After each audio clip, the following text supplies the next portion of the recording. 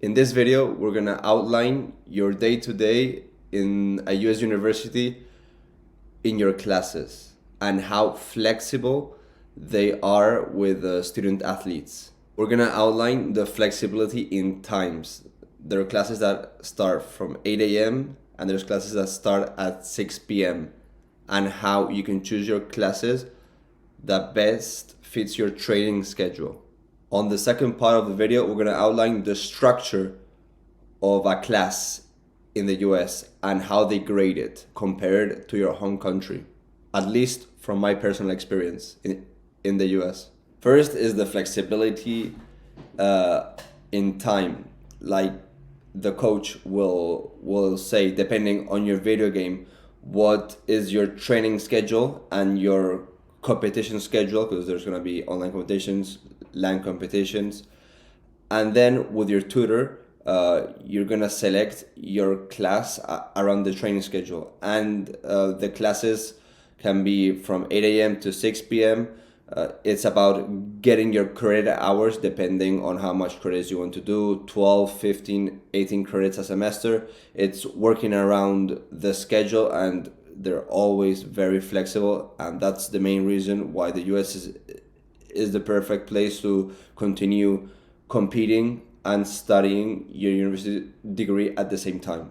Usually the practice times are in the afternoon, well, except in the early morning before class you may have conditioning, athletic training, but then it's like usually the best part of the day to have the classes are in the morning, and then late in the afternoon or in the middle of the afternoon there's the training sessions or the competitions. I remember there were times, especially in my last year or years as a junior or senior, that there were like 6 p.m. classes that I needed to take, and it's about talking to the coach, I need this class or these classes to graduate, and this semester they offer them at only this time. There's gonna be one or maybe 2 afternoons that I'm gonna have to miss practice, and you will always talk to the coach and find a solution so you don't miss that too much training. So there's always a solution. You just have to communicate both with your tutor, okay, to assign your classes correctly, and with your coach to for you to don't miss as much training or competition. Also, in your classes, if you have competition and you have to go away or the online competition interferes in your class schedule, if you communicate it to your teachers like 1 week in advance, they won't mind and they will adjust it. Even if you have an exam and you can make it to that exam, the coach can talk, or even you can talk with the professor, and the professor will always find another exam for you to take when you come back, or they'll make you do another thing if it's a homework assignment or whatever. Like basically, the professors and the coaches work very well together for you to not feel like very overwhelmed and stressed. So don't worry about that. The second part of the video is more like the education system in the universities in the US. What I mean by that is like, well, I'm gonna explain my personal experience. It was basically back home. I used to go to class, listen, do the homework that they assign me, and at the end of the year, sometimes, depending on the class, and at the end of each semester, do the final exam. Okay, when I came to the US, they not only focus on that, they focus on like they grade you in your class assistance, then your class participation.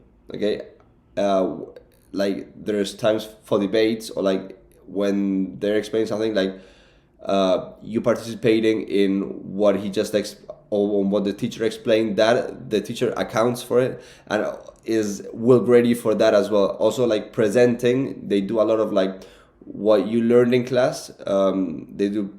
They've divided it in projects, and you have to present it in front of the class.